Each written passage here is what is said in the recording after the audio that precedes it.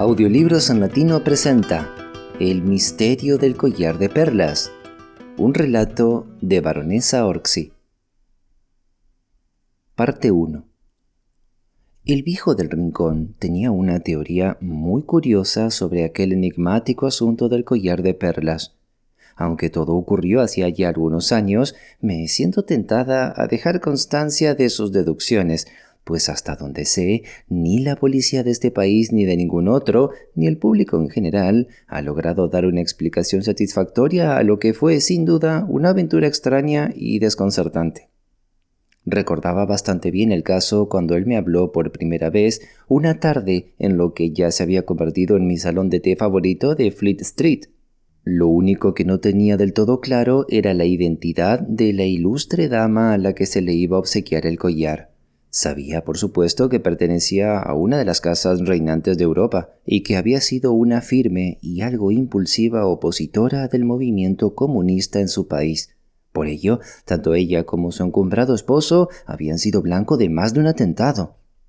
Fue precisamente tras escapar milagrosamente de uno de esos ataques, planeado con brutal meticulosidad, que un grupo de damas inglesas reunió la suma de 15.000 libras para comprar un exquisito collar de perlas que se le entregaría como regalo de felicitación.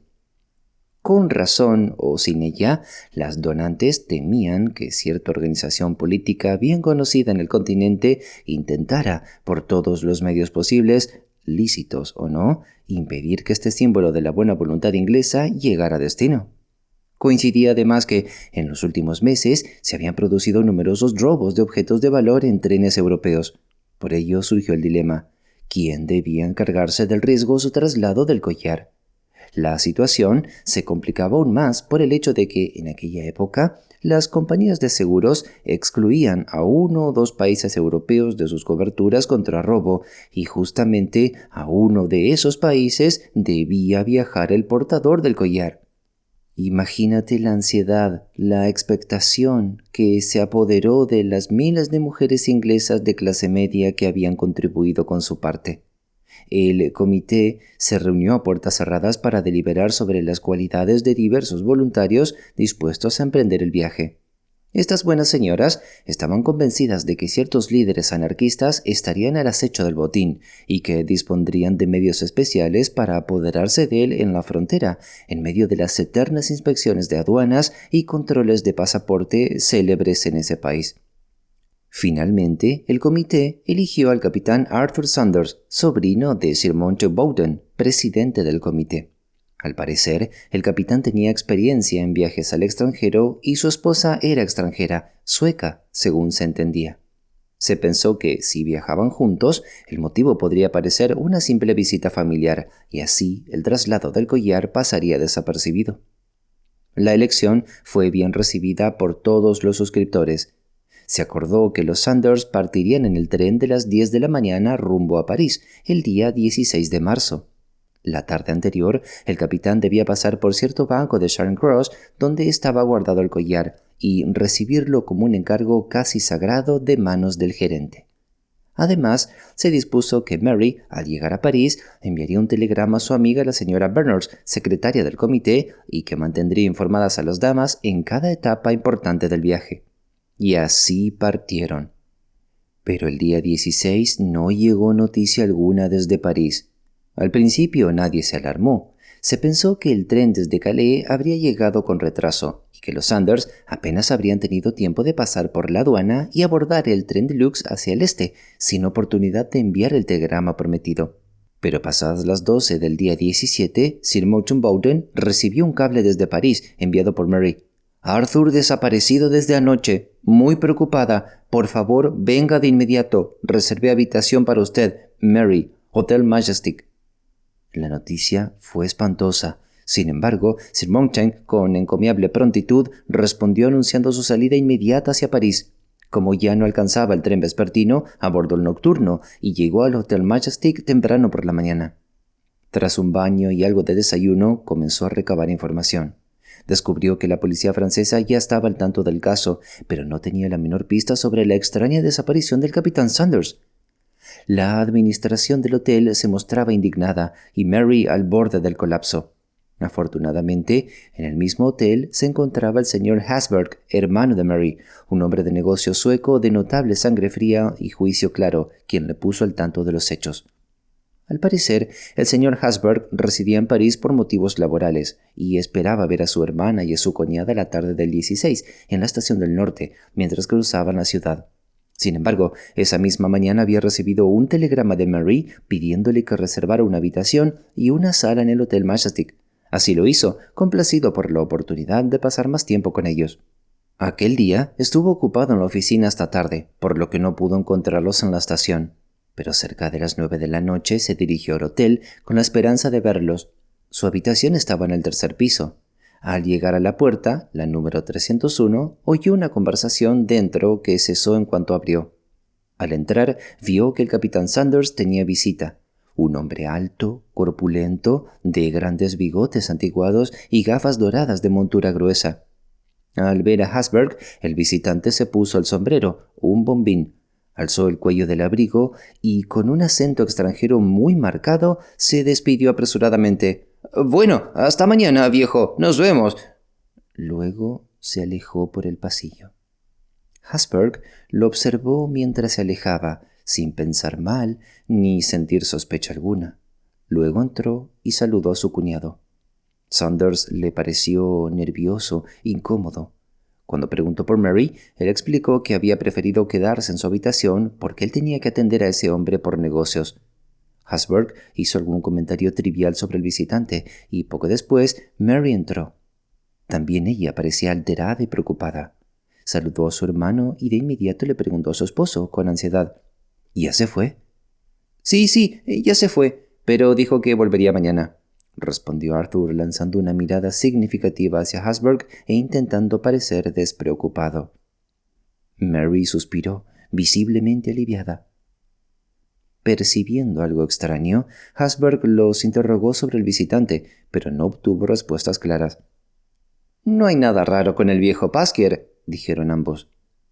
«Es un viejo amigo de Arthur», añadió Mary con ligereza, «pero tan insoportable que le pedí a Arthur que dijera que yo no estaba, para poder quitárnoslo de encima más rápido». Algo en estas explicaciones no le convenció. Sabiendo el motivo real del viaje, les advirtió sobre los peligros de los hoteles en el continente y les recordó viajar sin escalas hasta entregar el collar. Pero tanto Arthur como Mary se rieron. «Querido», dijo Arthur algo ofendido, «no somos tan ingenuos como crees. Mary y yo hemos viajado tanto como tú y sabemos a qué atenernos. Apenas llegamos, entregué el collar al gerente del hotel, en su caja de lata con candado, tal como la recibí. La guardaron en la caja fuerte. Así que, aunque el viejo Pasquier tuviera malas intenciones, cosa que te aseguro que no, no tendría forma de ponerle las manos encima. Y ahora, siéntate, buen hombre, y hablemos de otra cosa». Hasberg se sentó, aunque no del todo convencido. Conversaron un rato, pero no se quedó mucho tiempo. Mary estaba visiblemente cansada y se despidió pronto. Arthur ofreció acompañar a su cuñado hasta su alojamiento en la Rue de Monsigny. «Me vendría bien caminar un poco antes de dormir», dijo. Salieron juntos y se despidieron frente a la casa de Hasberg poco antes de las 10. Habían acordado pasar el día siguiente juntos, ya que el tren deluxe saldría por la tarde. Hasberg, tras atender algo de correspondencia, acababa de terminar una carta cuando sonó el teléfono. Para su sorpresa, era la voz de su hermana. «No entretengas tanto a Arthur, Herman. Estoy agotada y no puedo dormir hasta que vuelva». «¿Arthur?», respondió. «Pero si me dejó en la puerta hace ya 2 horas». «No ha regresado», insistió ella. «Estoy empezando a preocuparme». «No te alarmes. Seguro entró a algún café y perdió la noción del tiempo. Llámame apenas vuelva». Pero no logrando calmarse y cada vez más intranquilo, Hasberg regresó al Majestic. Encontró a Mary fuera de sí por la ansiedad. Él mismo ahora ya no sabía cómo consolarla. Durante la noche bajó a preguntar si alguien del hotel sabía algo de Arthur, pero solo estaban el portero nocturno y el vigilante, y ninguno tenía información previa a su turno. No quedó más que esperar al amanecer con la mayor calma posible, lo cual no fue fácil. Mary estaba en un estado de nervios evidente. Estaba convencida de que algo trágico había ocurrido, pero se negó a hablar sobre el misterioso visitante que había despertado las sospechas de su hermano. Insistió en que era un viejo amigo de Arthur y que no cabía sospecha alguna sobre él. A la mañana siguiente, Hasberg se dirigió a la comisaría más cercana. La policía tomó el caso de inmediato y en el transcurso de 1 hora ya había recabado información valiosa por parte del personal del hotel.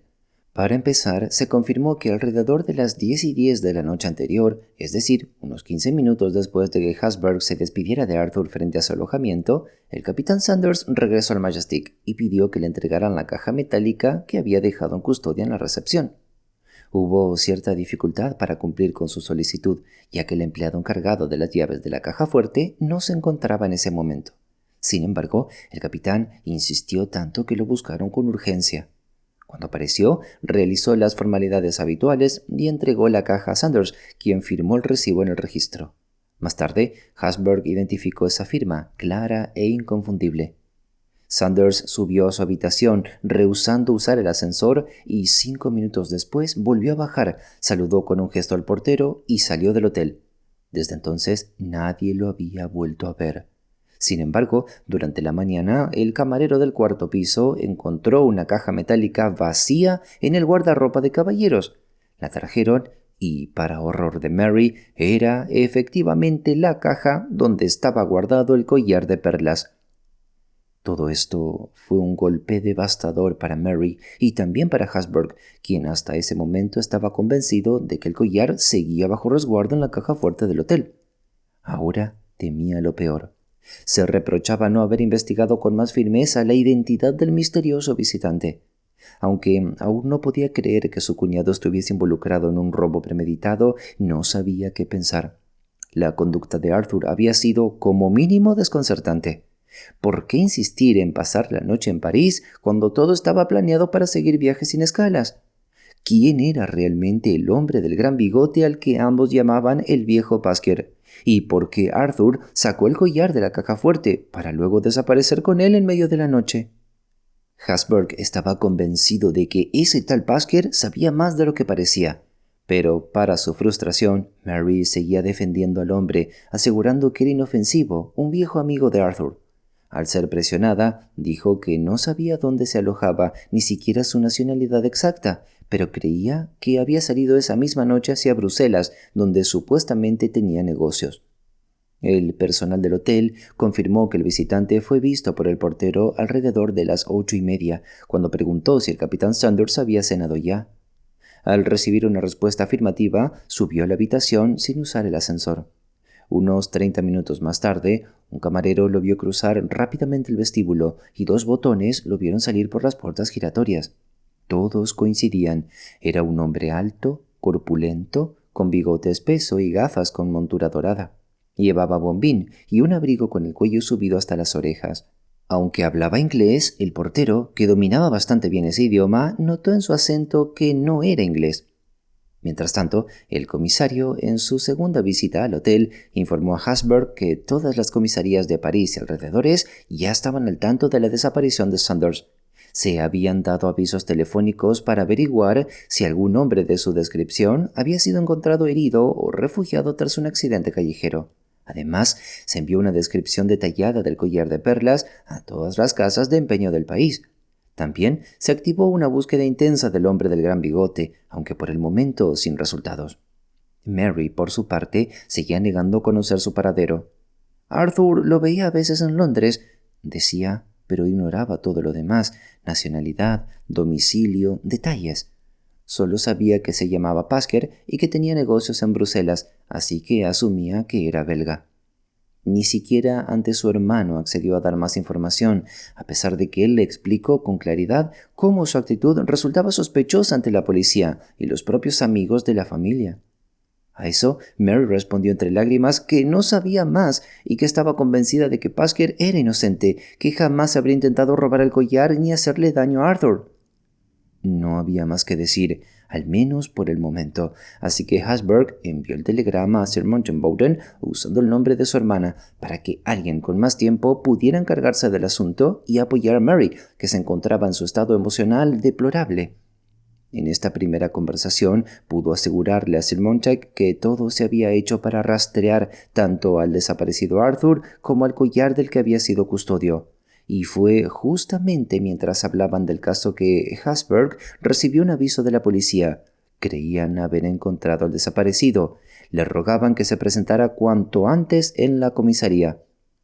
Hasburg, por supuesto, acudió enseguida, acompañado de Sir Montague, y allí, para su horror, encontraron al desdichado Sanders en un estado lamentable. El comisario les explicó brevemente que la noche anterior, alrededor de las 10:15, un agente de policía en su ronda halló un hombre acurrucado en una esquina de un callejón oscuro que salía de la Rue de Monsigny. Al despertarlo, el hombre se puso en pie tambaleante, aturdido, incapaz de responder preguntas. Lo llevaron entonces a la comisaría más cercana, donde pasó la noche. Evidentemente sufría de pérdida de memoria. No llevaba consigo ningún documento, ni siquiera una tarjeta de presentación. Pero, muy cerca de donde estaba, el agente encontró un pañuelo impregnado de cloroformo. Tenía las iniciales AS. El hombre, claro está, era Arthur Sanders. Lo que le había sucedido era un completo misterio. No parecía tener heridas visibles, aunque cada vez que alguien le preguntaba algo, se llevaba la mano a la nuca y en su rostro asomaba una expresión de perplejidad conmovedora. Tras las debidas formalidades, sus dos amigos pudieron llevarlo de regreso al Hotel Majestic, donde Mary lo recibió entre sollozos y abrazos. Un médico inglés fue llamado con urgencia. No encontró lesiones visibles, salvo una leve sensibilidad en la cabeza. Su diagnóstico fue que probablemente Arthur había sido golpeado con una porra y luego adormecido con cloroformo, y que la mezcla de conmoción, ansiedad y el golpe le había provocado una amnesia temporal. Con reposo y cuidados, dijo, pronto se recuperaría. Pero del collar de 15.000 libras no había ni rastro. Parte 2. Lamentablemente, la desaparición de una joya de tanto valor fue uno de esos casos imposibles de mantener en secreto. El asunto, como era de esperarse, cayó en manos de la policía francesa, que de inmediato se puso en contacto con sus colegas ingleses. La consternación, por no decir la indignación, entre las distinguidas damas que habían contribuido con dinero para el regalo a tan ilustre señora fue incontenible. Todos culpaban a todos.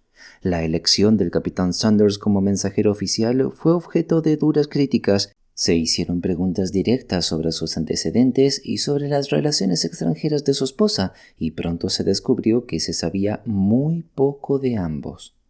Claro que todos sabían que era sobrino de Sir Montague Bowden y que gracias a la influencia de su tío había conseguido un puesto bien remunerado y de cierta importancia en una de las grandes compañías de seguros. Pero de su vida anterior nadie tenía certeza. Algunos decían que había luchado en Sudáfrica y que más tarde fue corresponsal de un importante diario durante la guerra ruso-japonesa. En resumen, todo indicaba que había sido un espíritu errante.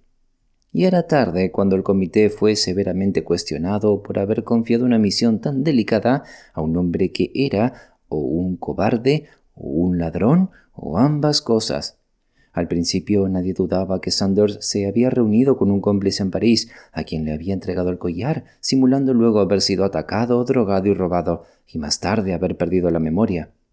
Pero pronto surgió otra versión del misterio, lanzada por algún detective aficionado, que fue ganando adeptos.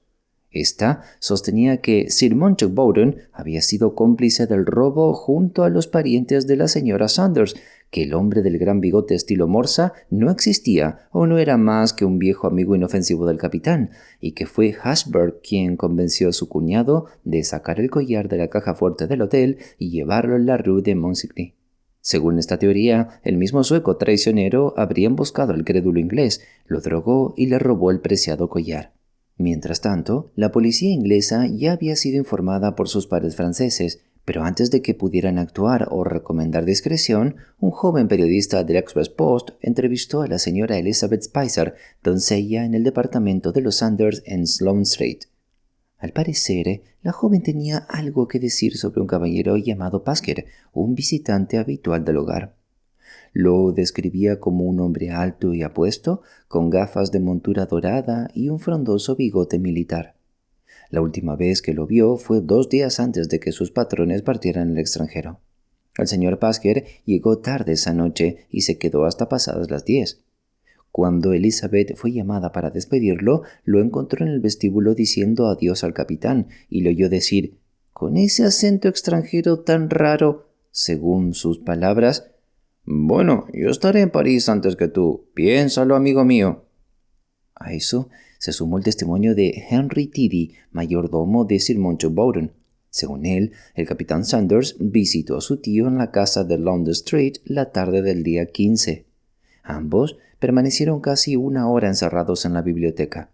Cuando Tiddy fue llamado para despedir al visitante, escuchó claramente cómo Sir Montague, acompañándolo hasta la puerta, le decía, «Querido muchacho, créeme que no hay nada de qué preocuparse, y en cualquier caso me temo que ya es demasiado tarde para hacer nuevos arreglos». «Es por Mary», respondió el capitán. «Se ha enfermado de tanto preocuparse». «El viaje le hará bien», replicó con calma Sir Montague. «Pero si yo fuera tú, hablaría seriamente con tu cuñado. Él debe conocer bien París. Hazme caso y pasa la noche en el Majestic. Siempre se consiguen habitaciones allí». Chiri escuchó esa conversación con toda claridad y relató todo tanto a la prensa como a la policía. Desde entonces, los investigadores aficionados se dividieron en 2 bandos.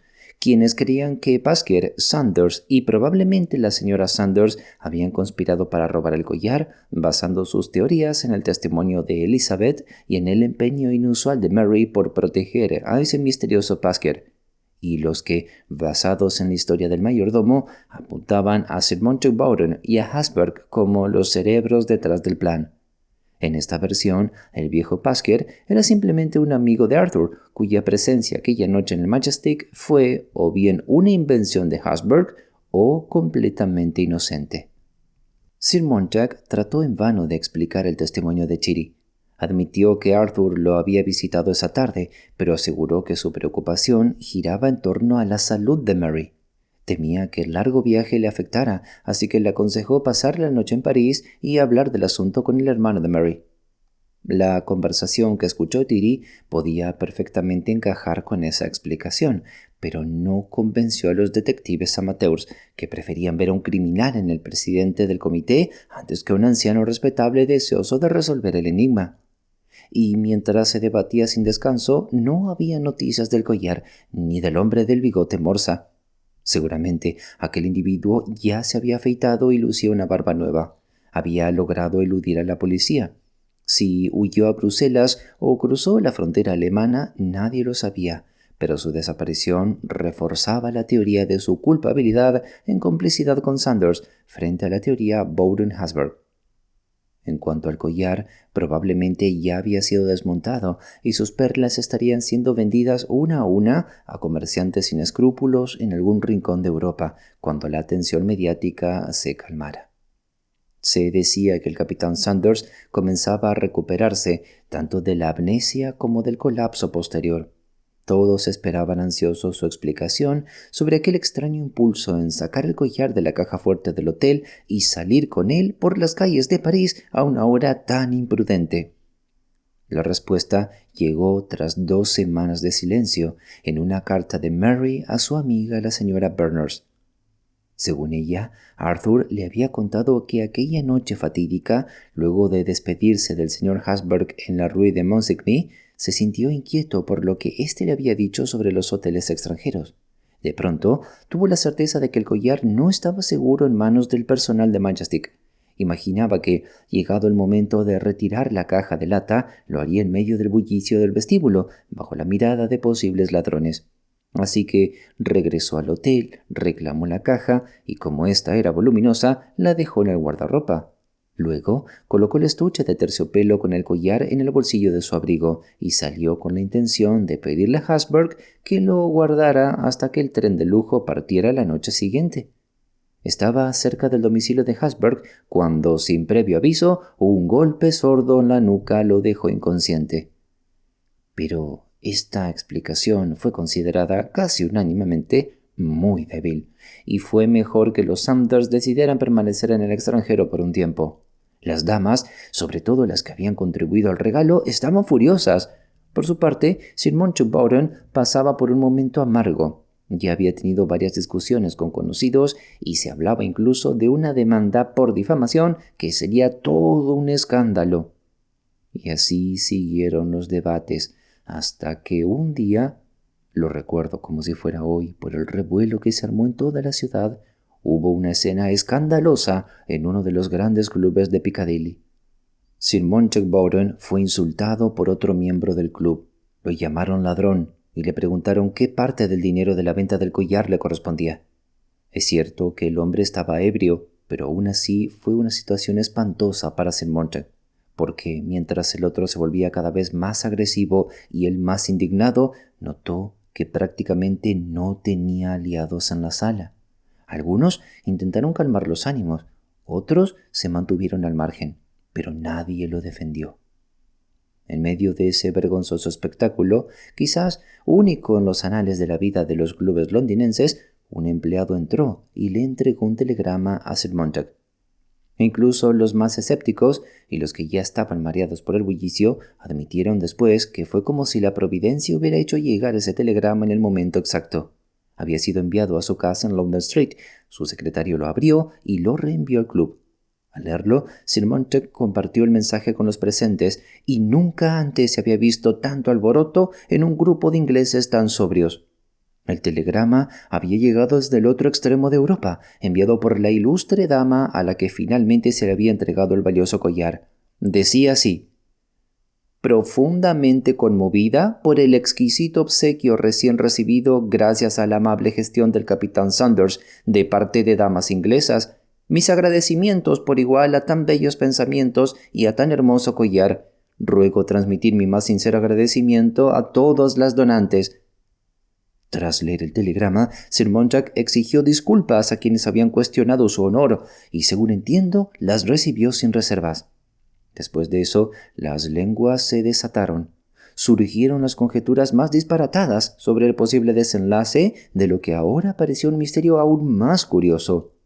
Por la tarde, los periódicos ya habían difundido la historia y todos los interesados en el asunto fruncían el ceño y se creían más sabios que nadie. Pero el héroe del momento era sin duda el capitán Sanders.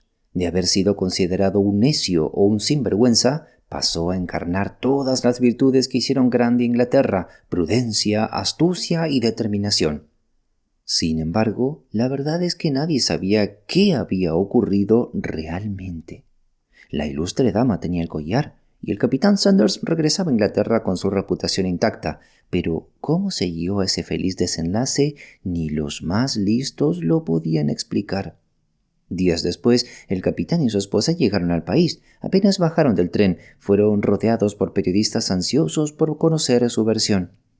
A la mañana siguiente, el Express Post y el Daily Thunderer publicaron entrevistas exclusivas con el capitán Sanders, quien no tuvo reparos en contar la increíble aventura que lo devolvió el collar. Al parecer, él y su esposa salían de la iglesia de la Madeleine en el domingo de Pascua, cuando un hombre, cuyo rostro no alcanzaron a ver, los empujó con brusquedad en lo alto de la escalinata. Arthur pensó de inmediato en su billetera, pero al llevar la mano al bolsillo exterior del abrigo, tocó un paquete largo y rígido. Era el estuche de terciopelo con el collar perdido. Ambos quedaron atónitos. Apenas podían creer su increíble suerte. Con la ayuda de Habsburg, y pese a ser domingo, lograron una cita con un afamado joyero de la Rue de l'Épée, quien, conocedor del caso, confirmó la autenticidad del collar. Esa misma noche tomaron el tren de lujo, con el collar guardado con sumo cuidado en el bolsillo interior del capitán. Todo, en efecto, terminó bien, pero la historia de la desaparición y reaparición del collar de perlas sigue siendo hasta hoy un enigma sin resolver. Ni los Sanders ni Habsburg jamás cambiaron ni una coma de su relato y nunca más se supo del hombre del bigote morsa y los anteojos dorados. La policía francesa aún lo busca por la agresión al capitán, pero jamás hallaron rastro de él. Para algunos esto es prueba irrefutable de culpabilidad. Pero entonces, ¿por qué devolver el collar? Las perlas, aunque hermosas y bien seleccionadas, no eran tan únicas como para no poder ser vendidas a comerciantes europeos. El mismo argumento aplica para Hasberg, a quien algunos aún señalaban: si él lo robó, ¿por qué lo devolvería? Para un hombre de negocios que viajaba por el continente, no era difícil deshacerse de unas perlas. Y siempre quedaba la gran incógnita: ¿por qué Sanders sacó el collar de la caja fuerte? ¿A dónde se dirigía cuando fue atacado? ¿Fue real la visita del hombre del bigote al Majestic esa noche? Y si era inocente, ¿por qué desapareció? ¿Por qué? ¿Por qué? Parte 3. El caso me había interesado mucho en su momento, pero el misterio no fue más que una de esas curiosidades pasajeras, y pronto asuntos mucho más importantes que la desaparición temporal de unas cuantas hileras de perlas acapararon la atención pública. Fue recién el año pasado cuando retomé contacto con el viejo del rincón, mi viejo amigo, que volvió a mi mente el enigma del collar de perlas, y sentí el deseo de conocer cuál era la teoría de esa criatura fantasmal sobre el asunto. ¿El collar de perlas?, dijo con una risita seca. Ah, sí, dio bastante que hablar en su momento, pero la gente soltó tantas tonterías irresponsables que las mentes pensantes no tuvieron oportunidad de llegar a una conclusión sensata. No, repliqué con amabilidad, pero tú sí la tuviste. Sí, en eso tienes razón, respondió. Sabía perfectamente dónde estaba el meollo del asunto, pero no era mi deber poner a la policía sobre la pista correcta, y de haberlo hecho, habría causado que dos personas inocentes e inteligentes sufrieran más que el verdadero culpable. ¿Y condecerías a explicarlo?, pregunté con una sonrisa indulgente. ¿Por qué no habría de hacerlo?, replicó, y una vez más sus dedos huesudos comenzaron a juguetear con el inevitable trozo de cuerda. Todo se resume en una frase, y es fácil de entender si aceptamos que el viejo Pasquier, el hombre del bigote de morsa, no era amigo de los Sanders, sino su enemigo. Fruncí el ceño. ¿Su enemigo? Un viejo conocido, digamos, respondió, que sabía algo del pasado de uno o del otro, que ellos preferían mantener en secreto frente a sus nuevos amigos. En realidad, un chantajista que, bajo la apariencia de camaradería, se sentaba con frecuencia junto al hogar, esperando la ocasión de extorsionar un alto precio por su silencio y su aparente buena voluntad. Así logró ganarse su confianza, conocía su vida privada, oyó hablar del collar y decidió que había llegado por fin la oportunidad largamente esperada. Si lo piensas bien, verás cómo encajan perfectamente las piezas de este rompecabezas y forman una imagen completa. Pasquier visita a los Sanders 1 o 2 días antes de su partida y les plantea entonces su infame propuesta. Por el momento Arthur logra eludirlo, aún no ha emprendido el viaje, aún no tiene el collar en su poder, pero ya conoce la verdadera naturaleza del chantajista y se mantiene alerta. Empieza por acudir a Sir Morton Bowden y rogarle que encargue la misión a otra persona. A juzgar por el testimonio del mayordomo, incluso le confiesa sus problemas a Sir Montague, quien, sin embargo, los minimiza y le aconseja hablar con el señor Hasberg, que tal vez podría hacerse cargo del viaje. De todos modos, ya era demasiado tarde para hacer nuevos arreglos. Muy a su pesar y esperando lo mejor, los Sanders emprenden el viaje, pero el chantajista también está atento, ha logrado espiarlos y seguirlos hasta el Majestic en París. La situación se ha vuelto sumamente grave, pues el chantajista ha dejado caer la máscara y exige el collar bajo amenazas que, al parecer, los Sanders no se atreven a desafiar. Pero ambos son inteligentes y hábiles, y tan pronto como la llegada de Hasberg los libra temporalmente de su verdugo, unen sus cabezas y urden un plan destinado a liberarse para siempre de las amenazas de Pasquier y al mismo tiempo cumplir con la confianza que el comité había depositado en ellos. Tenían hasta el día siguiente para decidir. Recuerda las palabras que el señor Hasberg oyó de labios de Pasquier. «Hasta mañana, viejo. Te esperaré hasta mañana». Pasquier debió marcharse aquella noche convencido de que tenía al capitán Sanders en sus manos y de que el día siguiente ese pobre hombre le entregaría el collar sin oponer resistencia. No sabemos si Arthur Sanders confió en Hasbro. Personalmente creo que no. Pienso que él y Mary se encargaron de todo. Tras despedirse de su cuñado, Arthur regresó al hotel, sacó el collar del depósito y se lo confió a Mary. Arrojó la caja de lata donde sabía que seguramente sería hallada. Luego fue hasta la rue de Monsigny y se dejó caer como desmayado en el callejón, habiéndose impregnado el pañuelo previamente con cloroformo. Así, estos dos hábiles conspiradores dejaron sin piso al chantajista, pues ahora tenían a la policía tras él por una agresión que le sería muy difícil negar, incluso si lograba desvincularse del robo del collar.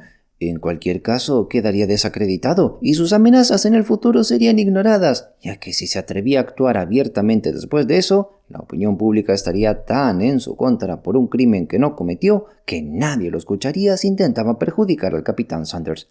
Y fue con la intención de mantener viva la indignación del público contra el supuesto ladrón que los Sanders sostuvieron la comedia durante tanto tiempo. En mi opinión, fue una jugada muy astuta. Luego revelaron la historia de la recuperación del collar y se convirtieron en los héroes del momento. Piénsalo bien, prosiguió aquella curiosa criatura mientras guardaba el hilo en el bolsillo y se levantaba de la mesa. Piénsalo y verás que todo ocurrió tal como lo he contado y que no hay otra teoría que encaje con los hechos conocidos. También coincidirás conmigo, creo, en que el capitán y la señora Sanders eligieron el único camino posible para librarse eficazmente de un chantajista peligroso. La policía lo buscó durante mucho tiempo, pues seguían convencidos de que había estado involucrado en el robo del collar y en la agresión al capitán Sanders. Pero luego llegó 1914 y nunca más se supo del hombre del bigote de morsa. Nunca se dijo cuál era su nacionalidad, pero fuese cual fuese, imagino que habría sido un obstáculo para mantener un visado que le permitiera entrar en Inglaterra y volver a chantajear a Arthur Sanders. Pero fue un caso curioso,